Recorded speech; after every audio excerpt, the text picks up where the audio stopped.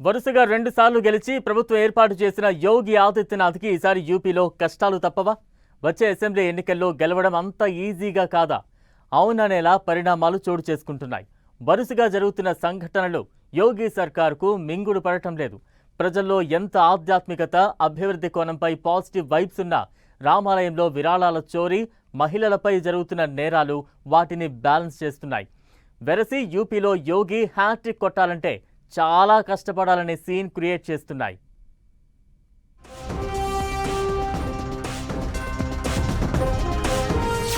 ఎన్నికలకు ఏడాది కూడా గడువు లేదు. యోగి సర్కారుపై అసంతృప్తి పెరిగిపోతుందా? 8 ఏళ్లలో 15,000 ఎన్కౌంటర్లు, చందా చోరీపై పెద్ద రగడ, డబుల్ ఇంజన్ సర్కారుకు ట్రబుల్స్ తప్పవా? ఉత్తరప్రదేశ్లో అసెంబ్లీ ఎన్నికలు 2027 ఫిబ్రవరిలో జరిగే అవకాశాలు ఉన్నాయి. అంటే ఖచ్చితంగా 7 నెలలే సమయం.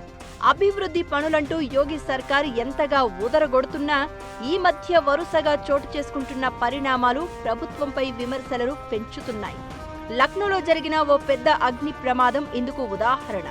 గేమింగ్ జోన్ సహా అనేక వ్యాపారాలు నిర్వహించే ఆ భవంతిలో జరిగిన ప్రమాదంలో ఏకంగా 15 మంది చిన్న వయసు వారు చనిపోవడం రాష్ట్రంలో పెద్ద సంచలనమే కలిగించింది. అంతకుమించి ఆ సందర్భంలో ముఖ్యమంత్రి వ్యవహరించిన తీరుపైన ఆరోపణలు వచ్చాయి. ఇక రాష్ట్రంలో మహిళలపై నేరాల విషయమే చూస్తే జాతీయ నేరాల రికార్డుల బ్యూరో డేటా ప్రకారం మహిళలపై జరుగుతున్న నేరాలు, అఘాయిత్యాల విషయంలో ఉత్తరప్రదేశ్ అగ్రస్థానంలో ఉండడం, ప్రభుత్వం శాంతి భద్రతలను కాపాడడంలో విఫలమైందనే అపవాదును తెచ్చిపెట్టింది. పోలీస్ ఎన్కౌంటర్లు, విచారణలు ఎన్ని జరుగుతున్నా ఇది యోగి సర్కార్కు బ్యాడ్ రీమార్క్ గా మిగిలింది. అంతేకాదు రాష్ట్రంలో పోలీస్ ఎన్కౌంటర్లు విపరీతంగా పెరగడంపై మాజీ పోలీసు ఉన్నతాధికారులు సైతం ఆందోళన వ్యక్తం చేశారు. ఇది ప్రజాస్వామ్య వ్యవస్థను, న్యాయ వ్యవస్థను దెబ్బతీస్తోందనే అభిప్రాయాలు వ్యక్తమయ్యాయి. ఇక యూపీలో బుల్డోజర్ రాజ్ పై వచ్చే విమర్శలు తక్కువేం కాదు. అయితే వాటన్నింటినీ మించిన వివాదం అయోధ్య రామాలయంలోని విరాళాల చోరీ. ముందు ఇది ప్రతిపక్షాల ఆరోపణలుగానే కొట్టిపారేసినా ఇది నిజమని తేలడంతో దానికి బాధ్యత ప్రభుత్వానిదే అయ్యింది.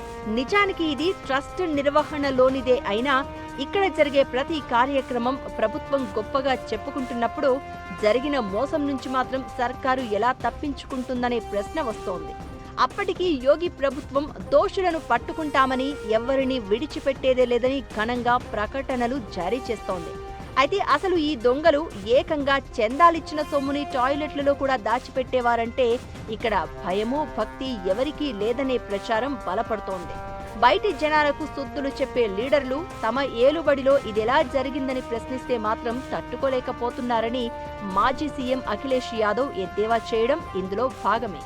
పైగా విరాళాల వివాదం విషయంలో దర్యాప్తు జరగకుండా ప్రతిపక్ష నేతలను గృహ నిర్బంధం చేయడం, ఆందోళనలను అణచివేయడం వంటి చర్యలు కూడా ప్రజాస్వామ్య హక్కుల హరణంగా ప్రతిపక్షాలు ఆరోపిస్తున్నాయి.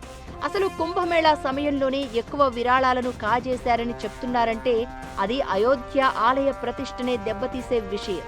అందుకే 2027 అసెంబ్లీ ఎన్నికలు బీజేపీకి పెద్ద పరీక్షనే పెడుతున్నాయంటున్నారు.